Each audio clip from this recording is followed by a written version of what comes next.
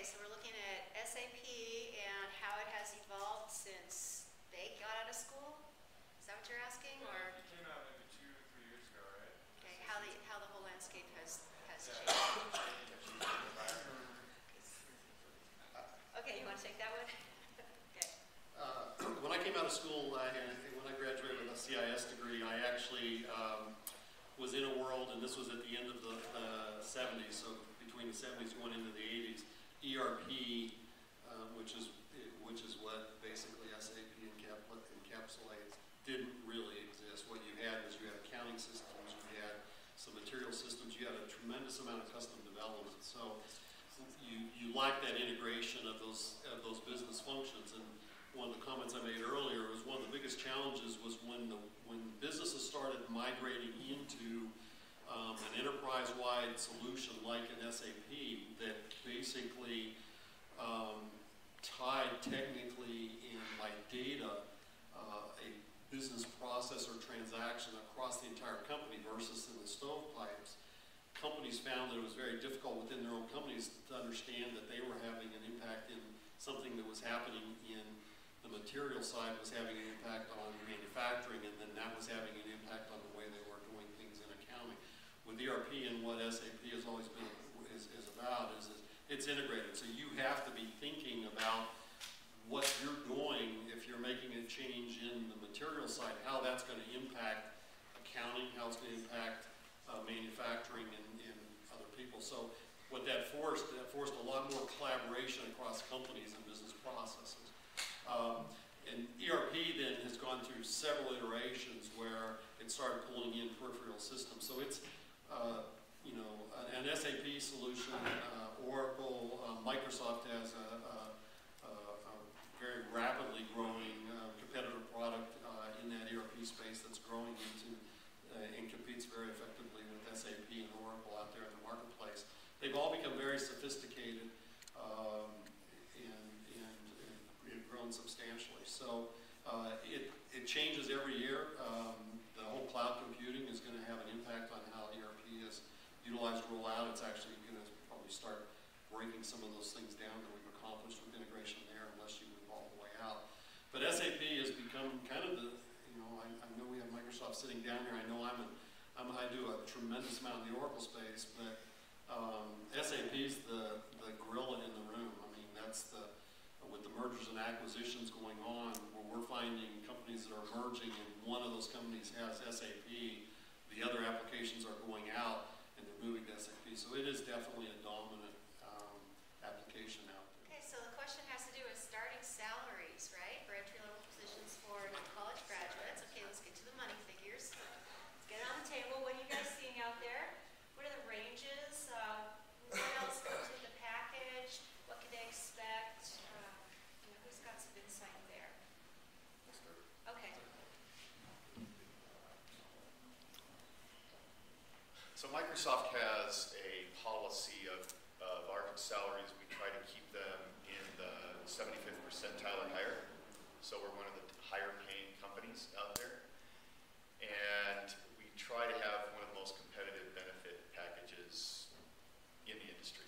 And I know, having been a college professor and had state benefits, which were fabulous, and aerospace, great benefit packages, Microsoft blows them all away. And a lot of times that's part of it. To be real honest, some of it depends on your geography, where you're at.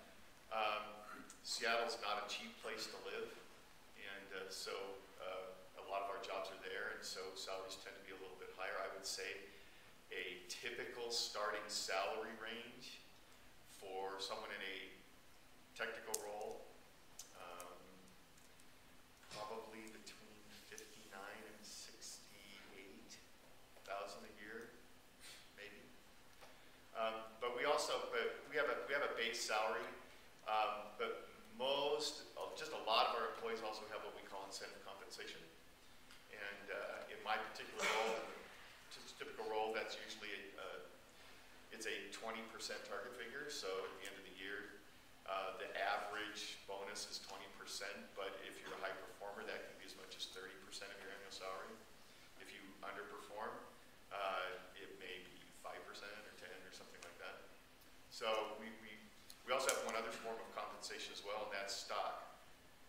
And and these are common shares, and so every year you're given a stock award, and that's based on your perceived future potential in the company, and it vests over 5 years. So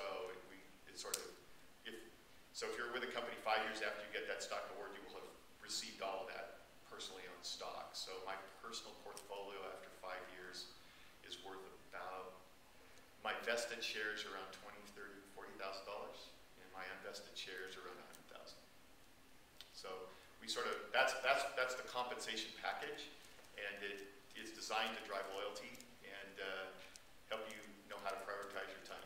You're going to probably see some offers out there that are a little bit below that range, especially regionally with that, but I think that's probably a fair way, coming into a technology career like that.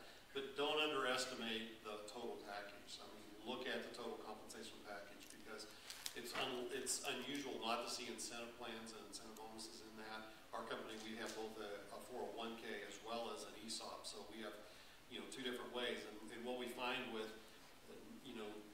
early on in the career paths, people are looking at salary first because they're trying to establish and pay the bills out there and get the things that they worked their way through college for. And they don't look necessarily at those 401k plans, and those things like ESOPs is important, but I can assure you that it doesn't take very long for you to start recognizing the value in those. So you do need to look at opportunities and look at what the total compensation opportunity plan, the total plan and the total compensation opportunity is, because there are some upsides on those. If you don't know, 401k is your retirement, and the ESOP is employee stock option plan. So different companies will, that's okay, my kid's calling. There are companies that will offer different things along that in their entire packages, including medical and dental and all of the other health benefits. Those are things that you should be looking at as well. I'll just add, with Northrop Grumman being as large a corporation as we are, it all depends geographically. A lot of the jobs for Northrop Grumman, since we're mainly defense related, are on the East Coast, in the DC, Virginia area. Higher cost of living. I'd say mid-50s is a good stab at starting salary, but as been mentioned before, you got to look at that total package. When I got out of school here, I wasn't worried about pensions and benefits. I just wanted to earn the salary, and so I wasn't really focusing on that, but that's an important part. Pensions don't hardly exist anymore, so that's one. If you've got that ability, that's something to look at. But this your first job may not be with the company you're going to retire from, that's for sure. So what's going to help you build your career?